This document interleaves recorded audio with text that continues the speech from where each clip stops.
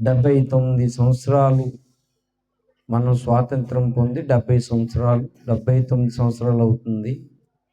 80వ ఏట మనం ప్రవేశించాము. కొంతమంది 79 ఇయర్స్ ఇండిపెండెన్స్ డే అంటున్నారు, కొంతమంది 80th ఇండిపెండెన్స్ అంటే కంప్లీట్ అయింది 79. ఒకప్పుడు మన భారతదేశము జంబూ ద్వీపము, చిన్న చిన్న ద్వీపాలు లాగా మనం ఉండేవాళ్ళం.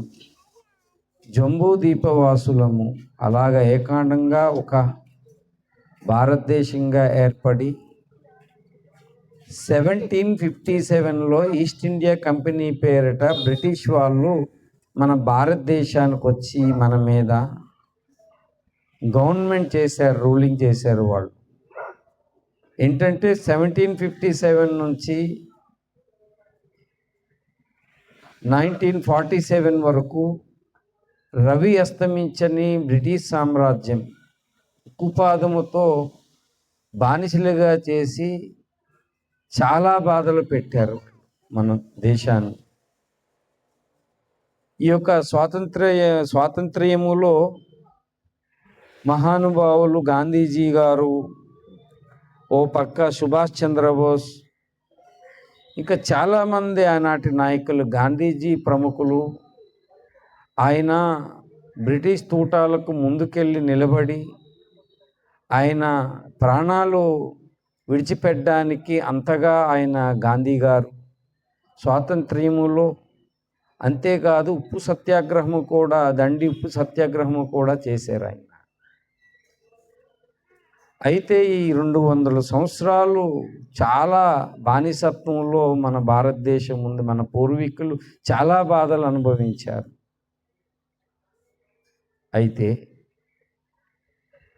నేను చాలా బాధపడుతుంది ఏంటంటే, మనకు స్వాతంత్రము రాలేదనే నేను అనుకుంటున్నాను ఇప్పటికీ. ఎందుకంటే రాజకీయ స్వాతంత్రం వచ్చింది కానీ 1947లో వచ్చినప్పుడు అప్పటి నుంచి మనం ఏంటంటే డిక్లరేషన్ జరిగింది. మనం ఒక రాజ్యంగా ఏర్పడినప్పుడు రాజ్యాంగము జనవరి 26ని గణతంత్ర దినోత్సవం చేస్తారంటే ఒక రాజ్యాంగం రాసుకొని రాజ్యాంగం అమల్లోకి వచ్చింది. దాన్ని రాసింది అంబేద్కర్ గారు. రాజకీయ స్వాతంత్రం మాత్రమే వచ్చింది మనకి. వెంటనే 1950లో ప్రెసిడెన్షియల్ ఆర్డర్ అనేది తీసుకొచ్చారు, రాష్ట్రపతి ఉత్తర్వులు తీసుకొచ్చారు. అప్పటి నుంచి అణగారిన వర్గానికి స్వేచ్ఛ లేదు, సమానత్వము లేదు. ఆనాడు రవి అస్తమించిన బ్రిటిష్ సామ్రాజ్యం తెల్లదొరలు ఏలితే కొంతమంది కుహానా దేశభక్తులు అప్పట్లో మనుధర్మశాస్త్రం పేరిట ప్రజలను వాళ్ళు రాసుకొని ఆ శాస్త్రం ప్రకారం కనీసం కుక్కకున్న విలువ కూడా అణగారిన వర్గాలకి లేకుండా చేశారు ఆ దినాల్లో. మరలా మనం చూస్తే ఇందులో క్రైస్తవులు బాధపడ్డారు, ఇందులో ముస్లిమ్స్ బాధపడుతున్నారు, ఇందులో కొంతమంది పోరాడి వారి హక్కును వాళ్ళు సాధించుకున్నారు. ఇందులో బుద్ధిస్టులు ఉన్నారు, ఇందులో జైనులు ఉన్నారు, ఇందులో వారి రిజర్వేషన్ వాళ్ళు సాధించుకున్నారు. వాళ్ళు ఈ ఆగస్ట్ 15 రోజున క్రైస్తవుడికి దీనికి సంబంధం ఏంటంటే క్రైస్తవులు కూడా పాల్గొన్నారు ఇందులో. ఆయా ప్రదేశాల నుంచి ఆడవాళ్ళలో రాజకుమారి కౌర్ అని ఒక క్రిస్టియన్, అక్కమ్మచరియన్ అనేది ఒక క్రిస్టియన్,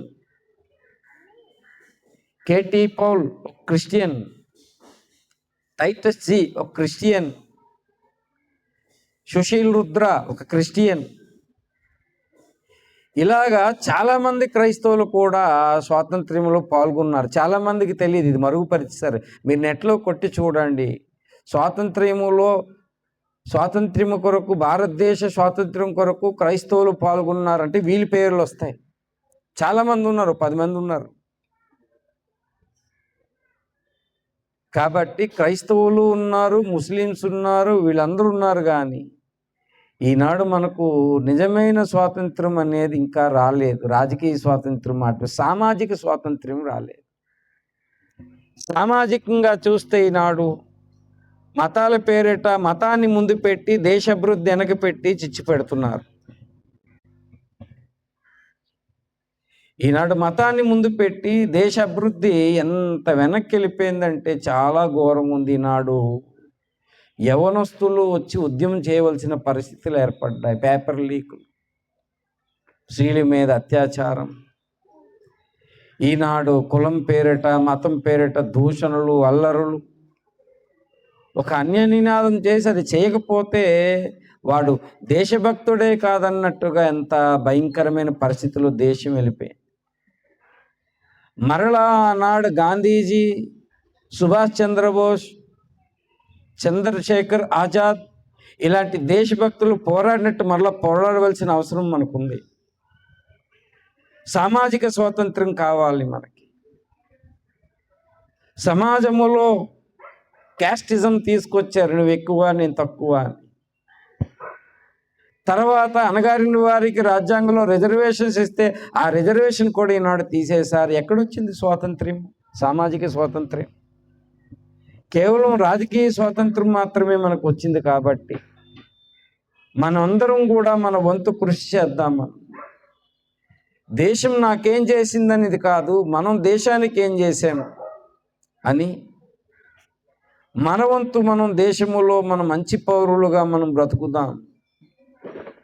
కుల మత వివక్షత లేకుండా మనం బ్రతుకుదాం. మనం